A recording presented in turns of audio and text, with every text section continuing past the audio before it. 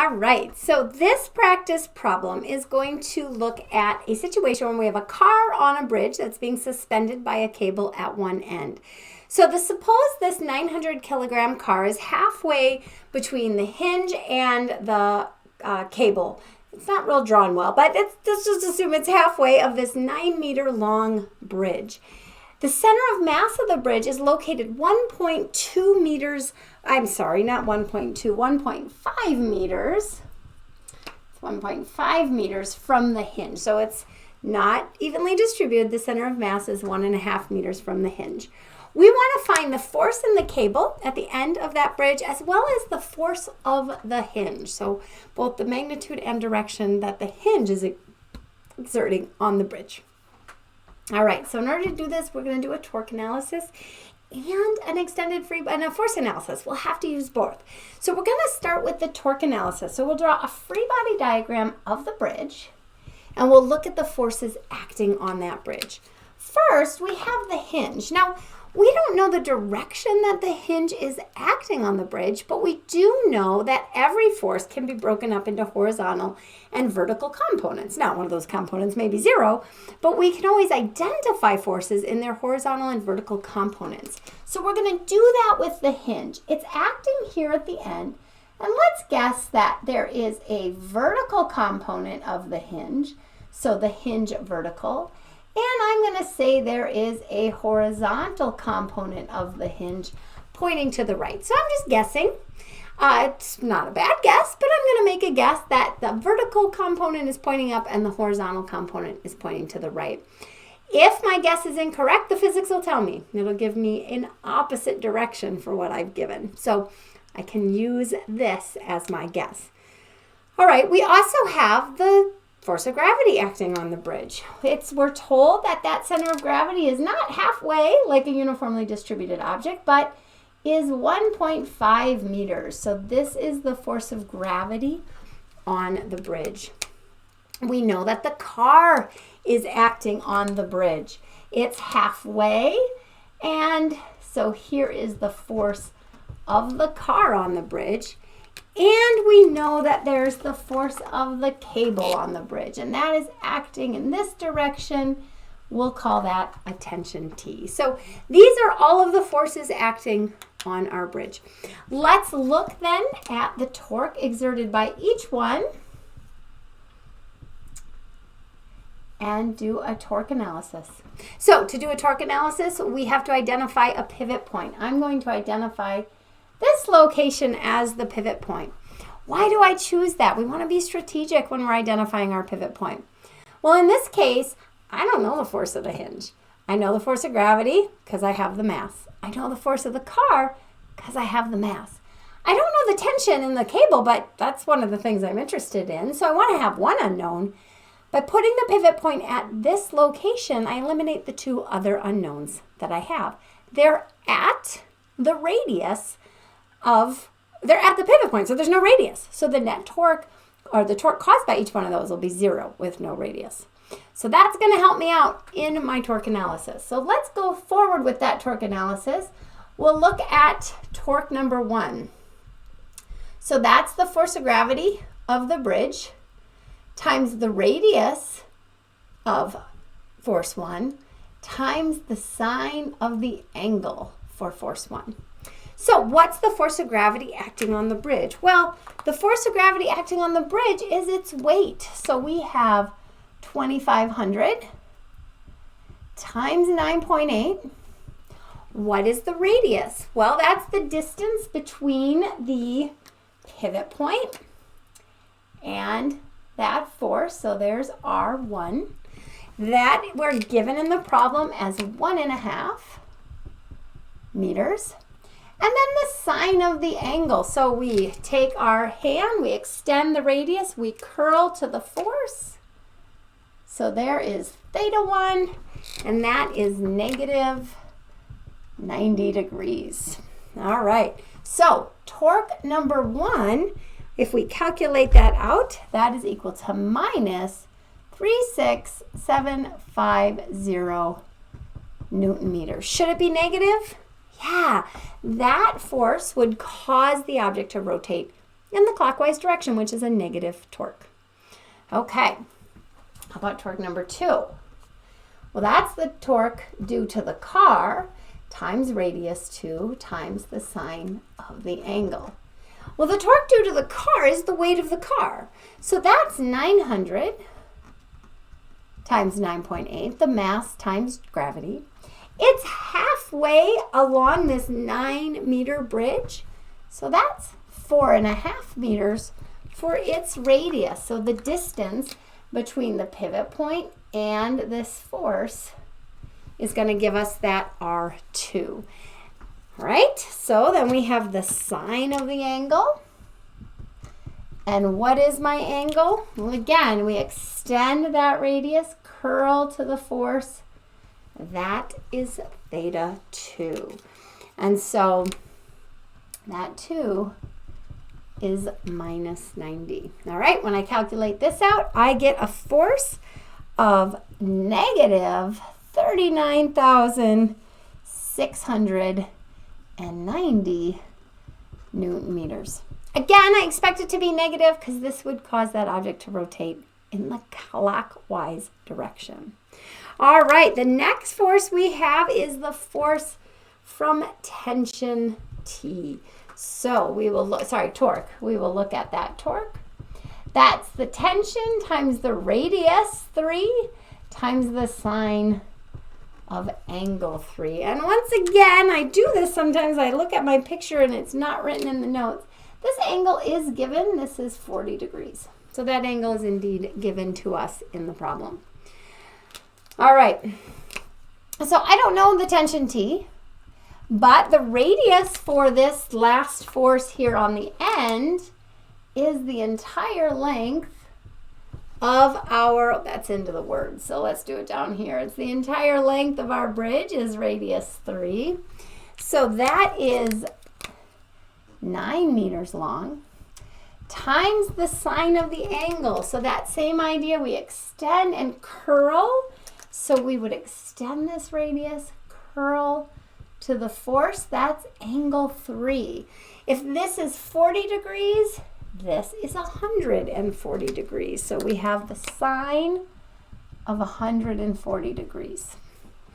All right?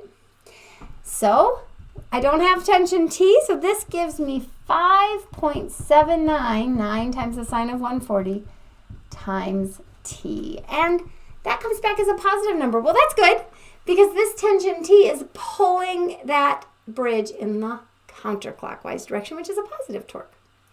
Now, for torque from both the hinge vertical and the hinge horizontal, those are equal to 0. Again, because they're acting at the radius, at the pivot point. So there is no radius, okay?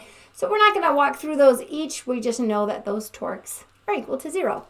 So now I can look at the sum of the torques. The sum of the torques has to equal 0 if we're in equilibrium.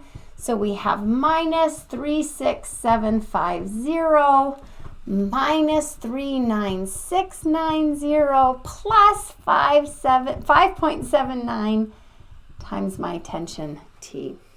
And solving then for my net torque, we get 5.79 T is equal to 76440. I can then solve for T. I get 1.32 times 10 to the 4th newtons. So that is the tension in the cable. So that is part 1, the tension in the cable. I'm just going to write down that tension because we're going to need that for part 2. And I'm going to have to erase the board in order to do part 2. So for part 1, again, we're looking at a static equilibrium problem. So we draw our extended free body diagram. We look at each one of those forces exerting the possibility of exerting a torque. 2 of them, based on where we selected our pivot point, don't exert a torque. So those 2 are 0. And we set that net torque equal to 0 to solve for our tension. All right. Part 2 asks me to look at the forces of the hinge. So I, in my picture, have drawn out both the horizontal and vertical force of the hinge. And of course, if we want the hinge force, we have to put those together using our trigonometry. So we're going to just quickly erase this torque analysis, and then we will use a force analysis, equilibrium analysis. We draw a free body diagram, separate our forces into their horizontal and vertical components, and solve for our sum of the forces at each one of those components to finish off this problem. So just get this erased.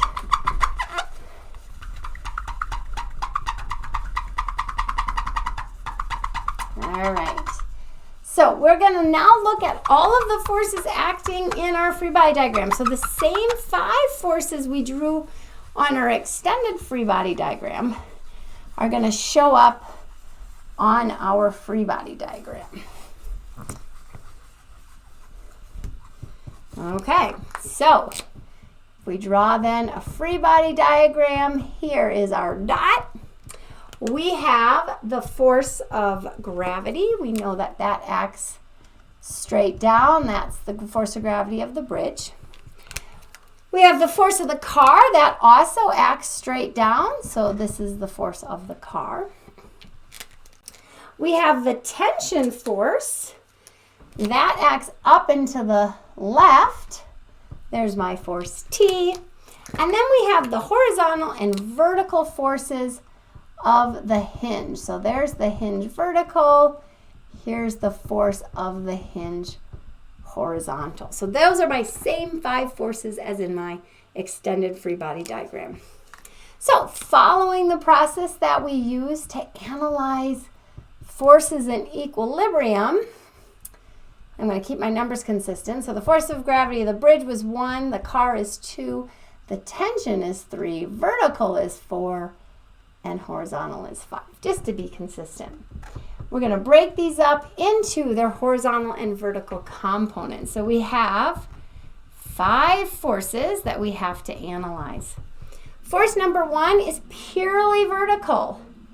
We know that it's pointing in the downward direction, and it's the force of gravity on the bridge. So what's the force of gravity on the bridge?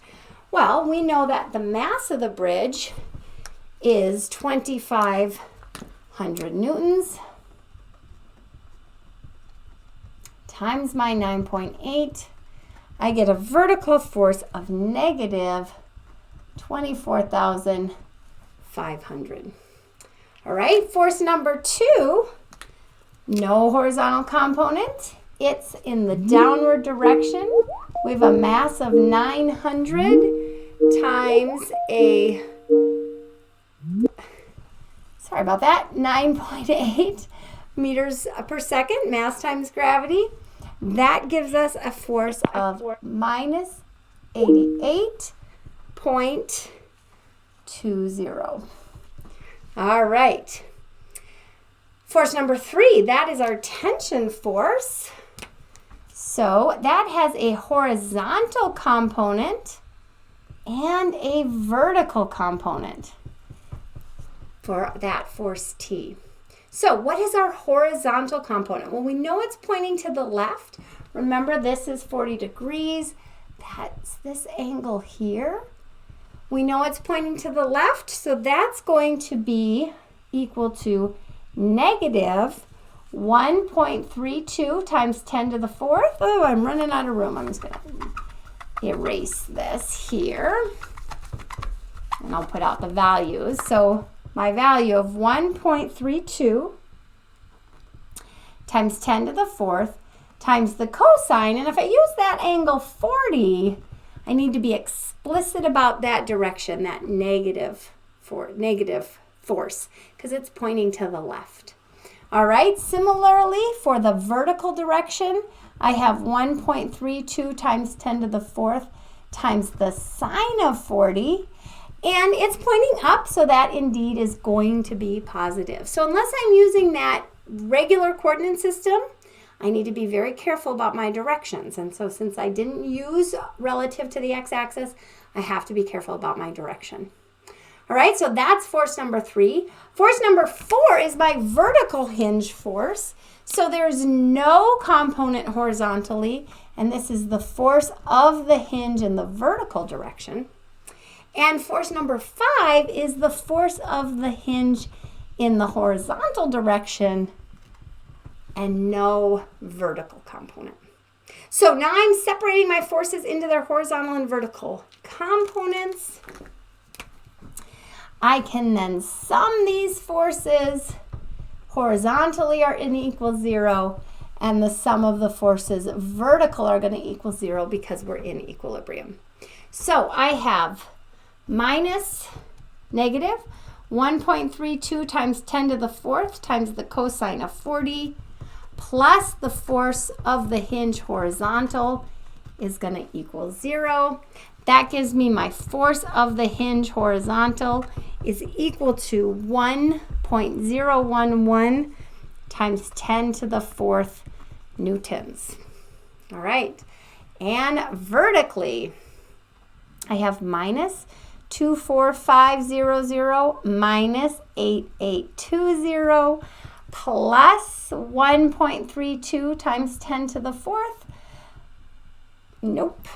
I have to do the sine of the angle. So it's 1.32 times 10 to the 4th sine of 40. That gives me 8484 plus the force of the hinge vertical, and that equals 0.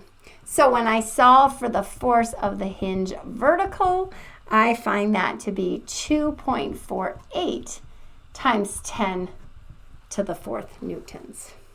All right, so separating those into their horizontal and vertical components, that gives me the components of those forces, but I want the total force of the hinge. So the force of the hinge in magnitude is going to be my square root of my horizontal and vertical components squared and summed. So we have 1.011 times 10 to the 4th quantity squared plus 2.48 times 10 to the 4th quantity squared, square root of that, and we find that the magnitude of that hinge force is 2.68 times 10 to the 4th newtons. That's just the magnitude. We also have to determine the angle, and so we know that the angle is the inverse tangent of my y component over my x component. So 2.48 times 10 to the 4th over 1.011 times 10 to the 4th, and we get an angle of 68 degrees. All right, so that is my marker starting to go here in the orange. So 68, there, I think we can see it. So that was a very big problem. We have, using our torque analysis, we were able to find the tension of that cable. Using our force analysis, separating into those horizontal and vertical components, we're able to find the horizontal and vertical component of our hinge, putting that back together using our trigonometry to get both the magnitude and the angle of that hinge force. Whew. All right, good job.